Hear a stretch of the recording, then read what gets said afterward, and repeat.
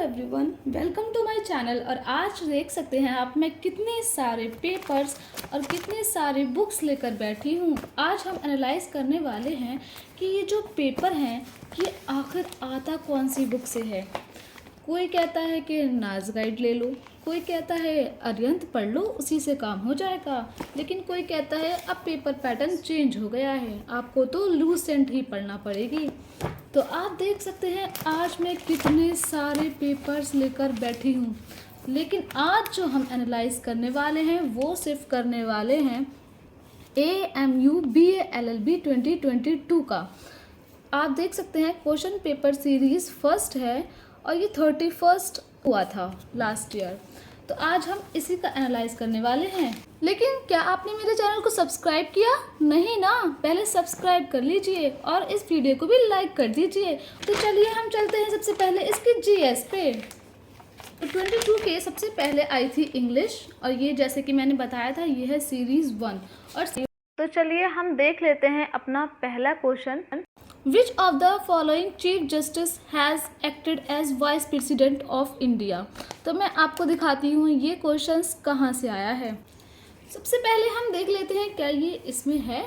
तो चलते हैं, ये है जनरल नॉलेज अरिहंत की मनोहर पांडे, जैसे कि आप देख सकते हैं। और ये सिर्फ 35 रुपीज़ में मिलती है और हर जगह अवेलेबल होगी, आप कहीं से भी ले सकते हैं। मेरे पास है 2022 की, क्योंकि ये जो पेपर है वो भी 2022 का है। ही आप पेज नंबर, मेरे पास तो ये 2022 की मनोहर पांडे है, तो इसमें है पेज नंबर 54। तो जैसे ही आप 54 पे ये वाले पोर्शन पे आएंगे द प्रेसिडेंट, तो प्रेसिडेंट में आप आते ही मेरे पास है 55 पेज नंबर, और 55 पेज नंबर में हम आ जाते हैं बिल्कुल नीचे की तरफ। ये देखिए, justice M. Hidayatullah was the first Chief Justice of India to be appointed as the President। तो आप देख सकते हैं हमें अपने क्वेश्चन का आंसर मिल चुका है। Which of the following Chief Justice M. Hidayatullah was the first Chief Justice of India to be appointed as the President, और इसमें डेट भी मेंशन है। दूसरी क्वेश्चन की तरफ, जैसे कि आप देख सकते हैं ये क्वेश्चन है the provision of power judicial review independence of the judiciary was adopted in. तो जितने भी ये अडॉप्टेड वाले क्वेश्चन है ना, कि ये कहाँ से लिया गया है कॉन्स्टिट्यूशन का, ये वाला पार्ट कहाँ से लिया।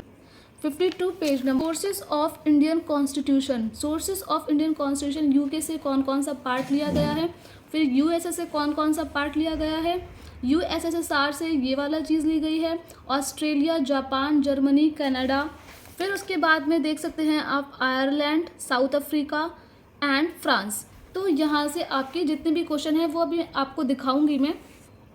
यहाँ से ये तो इम्पॉर्टेंट है फंडामेंटल ड्यूटीज़, आप इनको याद कर लीजिएगा।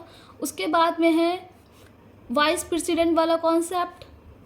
उसके बाद में इम्पॉर्टेंट है आपका पार्लियामेंट्री गवर्नमेंट।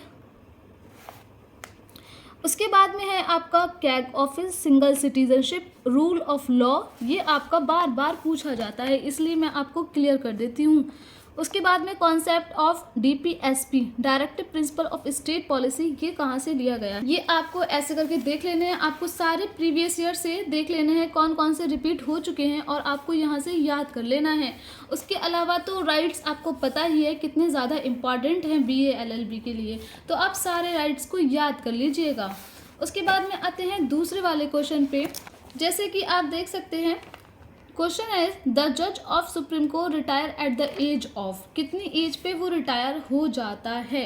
तो आप जैसे ही यहाँ पर आएंगे 58 पे, अगर आपके पास 2023 वाली GS है मनोहर पांडे की, तो आप उसमें देख लीजिएगा कि पॉलिटी किन पेज नंबर पे दी गई है, लेकिन मैं रेफ़र कर रही हूँ 2022 की, तो मैं आपको उसी के अकॉर्डिंगली नंबर बता रही हूँ। उसके बाद में हम देख लेते हैं कि क्वेश्चन हमारा था द जज of supreme court retires at the age of, तो इसका करेक्ट आंसर था 65। तो हम देख सकते हैं यहाँ पर कहाँ दिया गया है, पेज नंबर 58 के ये बिल्कुल फर्स्ट पॉइंट में दिया गया है tenure and qualification, tenure and qualification का जो बिल्कुल फर्स्ट पॉइंट है ना वही उठाकर दे दिया है। जज of the supreme court are appointed by the president and retire at the age of 65। आप देख सकते हैं 3 क्वेश्चन हम कवर कर चुके हैं जो कि आए थे सिर्फ और सिर्फ मनोहर पांडे से। मैं किसी भी बुक का एडवर्टाइजमेंट नहीं कर रही हूँ, लेकिन मैं चाहती हूँ जो परेशानी मैंने उठाई है वो आप लोगों को ना हो, इसलिए मैं सारे पेपर का मैंने सोचा है कि मैं आपको एनालाइज करके दिखाऊंगी कि क्वेश्चंस कहाँ से आ रहे हैं। तो आप इसकी लाइन टू लाइन पढ़ना मत भूलिएगा, हर लाइन इसकी इम्पॉर्टेंट है। नेक्स्ट क्वेश्चन देख लेते हैं। जैसे कि आप देख सकते हैं ये क्वेश्चन भी लास्ट ईयर आया था। Under article 21A of the constitution the right to education is guaranteed to the children. तो ये भी question as it is Manohar Pandey से ही आया था। इसका करेक्ट आंसर था between 6 year to 14 years of age. तो ये भी मैं आपको दिखा सकती हूँ ये कहाँ से आया था। जैसे ही आप जाएंगे फंडामेंटल राइट्स और ये दे रखा है आर्टिकल, ये है पेज नंबर 53। तो 53 पे आप राइट टू एजुकेशन, जहाँ पर ये राइट टू एजुकेशन दे रखा है वहाँ पर आप देख सकते हैं क्लियरली दिख रहा है article 21A states that the state shall provide free and compulsory education to all children of the age of 6 to 14 years, between 6 year to 14 years. इसका ये आंसर था। तो आप देख सकते हैं एक और क्वेश्चन हम कवर कर चुके हैं अपनी मनोहर पांडे से, जो है बिल्कुल भी पूरी बुक नहीं पढ़नी है, इसकी आपको इम्पॉर्टेंट पोर्शन ही पढ़ने हैं। क्वेश्चन पे आ जाते हैं जीएस के ही क्वेश्चन पे, और जीएस क्वेश्चन का आप देख सकते हैं who among the following governor general created or convented civil service of India which later came to be known as the Indian civil service. इसका आंसर है कॉर्नवालिस। और हम अपनी फिर से मनोहर पांडे की ओर चलते हुए देख सकते हैं कि इसमें ये क्वेश्चन मिलता है कि नहीं। फटाफट चलते हैं हम अपनी हिस्ट्री की तरफ, और में भी मॉडर्न इंडिया में पेज नंबर 16 में ये देख सकते हैं आप लॉर्ड कॉर्नवालिस करके जो दिया है इनके बारे में, he is called father of civil services in India. आप इसको जैसे ही पढ़ेंगे आपको पता चल जाएगा कि ये क्वेश्चन यहीं से ही लिया गया है। तो इसके ज़्यादातर क्वेश्चन जो कवर अप होते हैं वो मनोहर पांडे से भी होते हैं। ऐसा नहीं है कि हमारी लूसेंट जो है हमें इसको नहीं पढ़ना है, बहुत सारे क्वेश्चन इससे भी आते हैं, हम इसको भी एनालाइज करेंगे। आप मुझे कमेंट करके ज़रूर बताइएगा कि आपको ये वीडियो कैसी लगी। आप देख सकते हैं एक और क्वेश्चन है 54 question, the concept of fundamental right was borrowed from. अब देख सकते हैं आप, अभी मैंने बताया था आपको कि आप बस यही पढ़ लीजिए। इसमें देखते हैं कि फंडामेंटल राइट्स का कॉन्सेप्ट कहाँ दिया गया है। देखिए मिल गया, यस। यूएसए वाले में देखेंगे फंडामेंटल राइट्स का कॉन्सेप्ट यहाँ पर दे रखा है। तो एक और क्वेश्चन हमारी मनोहर पांडे कवर अप करती हुई, और हम दूसरा देख लेते हैं फिर से। What is the aim of directive principle of state policy as provided in the Constitution of India? तो देख लेते हैं डीपीएसपी वाला पार्ट फिर से इसका, कि ये वाली डीपीएसपी तो हमारा वेलफेयर स्टेट की ही बात करती है। और यहाँ पर आर्टिकल 38 में आप देख सकते हैं to secure and protect a social order which stand for the welfare of people. तो ये डीपीएसपी में है पेज नंबर 54 और पार्ट 4, और इसमें देख सकते हैं आर्टिकल 38 वेलफेयर ऑफ स्टेट की ही बात करती है। उसके बाद में हमारा नेक्स्ट क्वेश्चन आता है which committee is related to the institution of Panchayati Raj in India. तो हमारा जो मनोहर पांडे है इसमें भी हमारा पंचायती राज कवर अप किया गया है। इसमें देखते हैं कि ये वाला पोर्शन दिया गया है कि नहीं। इसका जो करेक्ट आंसर था वो था बलवंत राय मेहता कमेटी। और आप देख सकते हैं मैं आ चुकी हूँ पेज नंबर 60 पे, पार्ट 9 द पंचायत्स। तो आप देख सकते हैं ये आ गई आपकी बलवंत मेहता राय कमेटी, जो कि इस्टेब्लिश्ड हुई थी 1957 में। तो हमारा एक और क्वेश्चन यहीं से, सिर्फ मनोहर पांडे ही पढ़ने से आप देख सकते हैं कि आप कितने सारे क्वेश्चन कवर अप कर सकते हैं। और देख लेते हैं कौन कौन से क्वेश्चंस आए थे। जैसे कि ये वाला क्वेश्चन है कि हमारा जो प्रियम्बल है उसमें जो वर्ड्स दे रखे हैं सॉवरेन, सोशलिस्ट, सेक्युलर, डेमोक्रेटिक, तो ये कहाँ से लिए गए हैं। तो आप सिंपल ही इन वर्ड्स को याद कर लीजिए।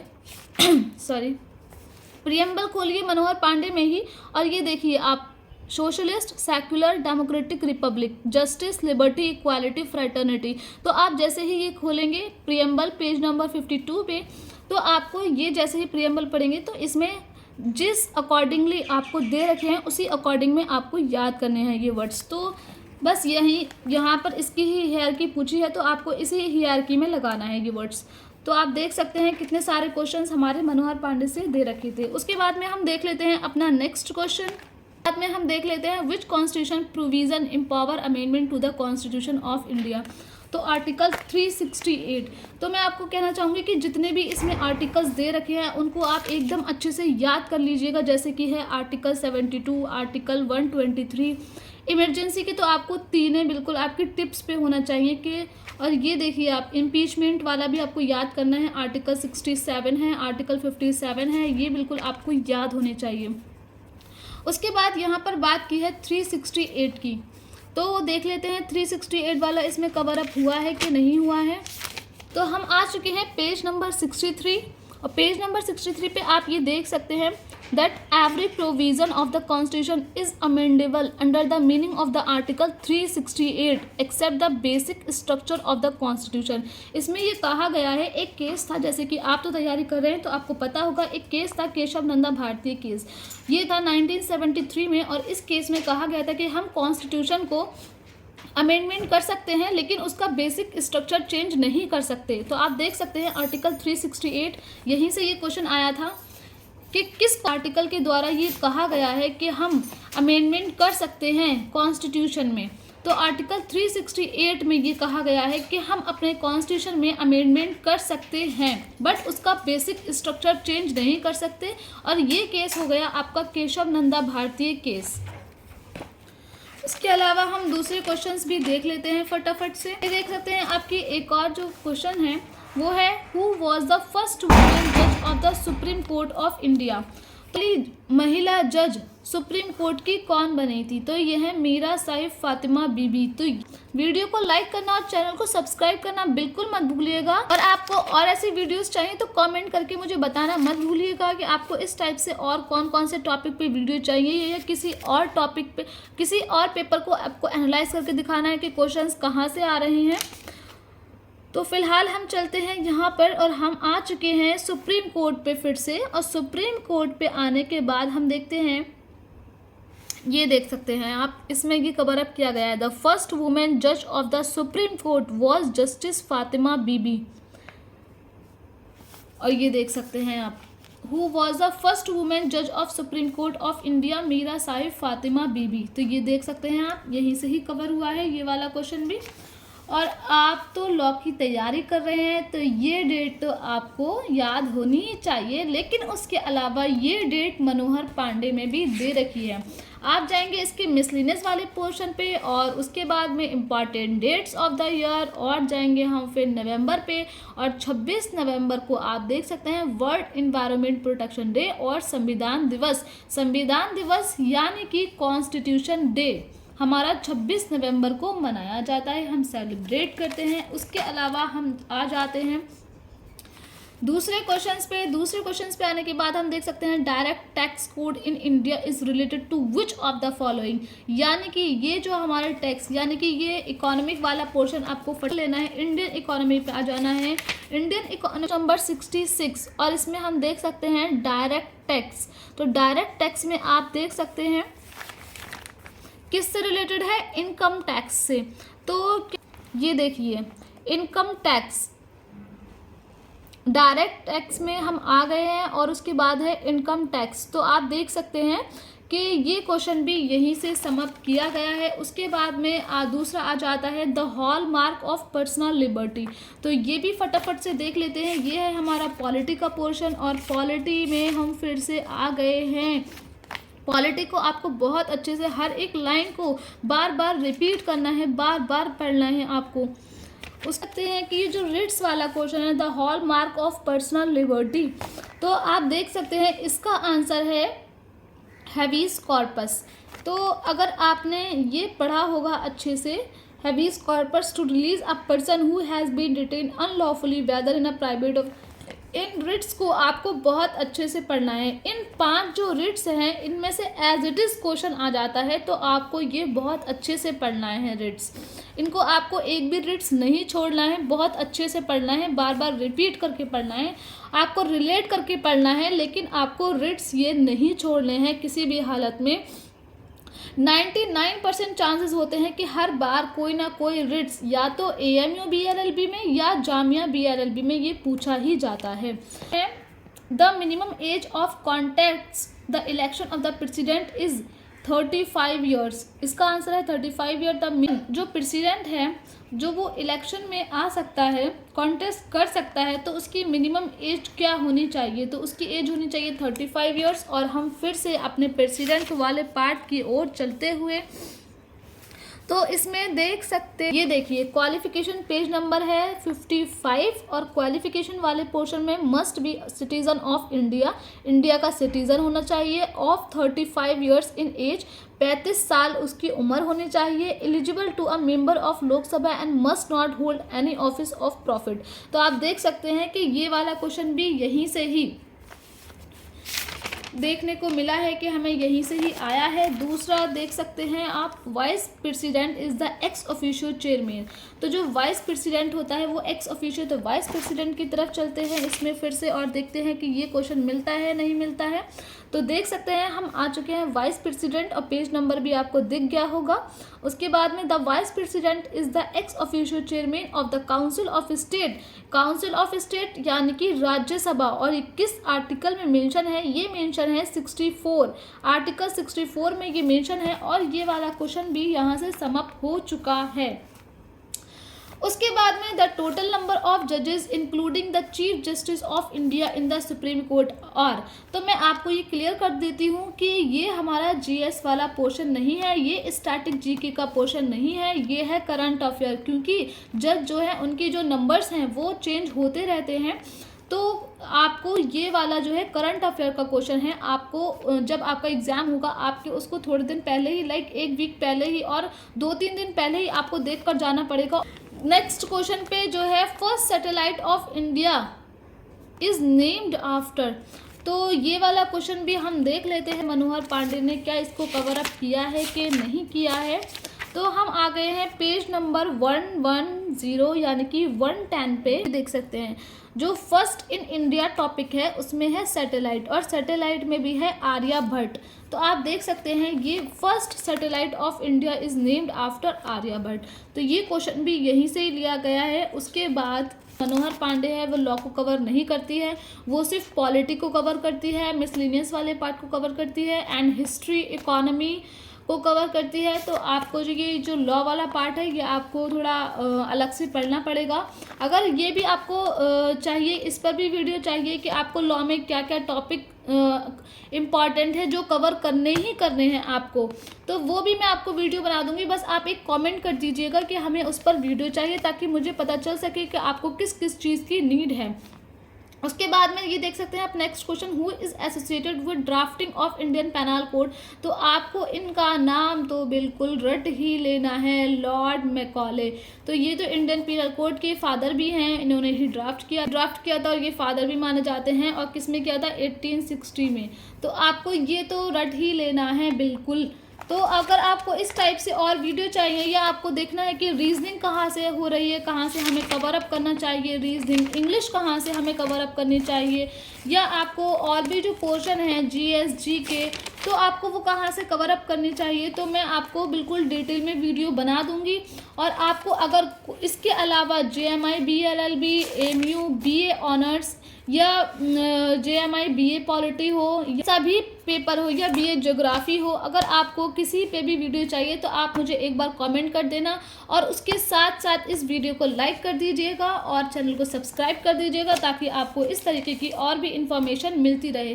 तो अब नेक्स्ट लास्ट में बात आती है, क्या ये जो नाज गाइड है ये हमें रेफ़र नहीं करनी चाहिए, या उनका क्या करें जिसके पास मनोहर पांडे नहीं है और जो तैयारी कर रहे हैं या लूसेंट से तैयारी कर रहे हैं। तो लूसेंट भी बहुत ज़्यादा अच्छी बुक है। आपको कहूँगी कि लूसेंट में जो है थोड़ा डीप दे रखा है। अगर आप बहुत पहले से तैयारी कर रहे हैं तो इसको आप ज़रूर रेफ़र करिएगा, इसमें भी सारे टॉपिक बहुत डीप दे रखे हैं।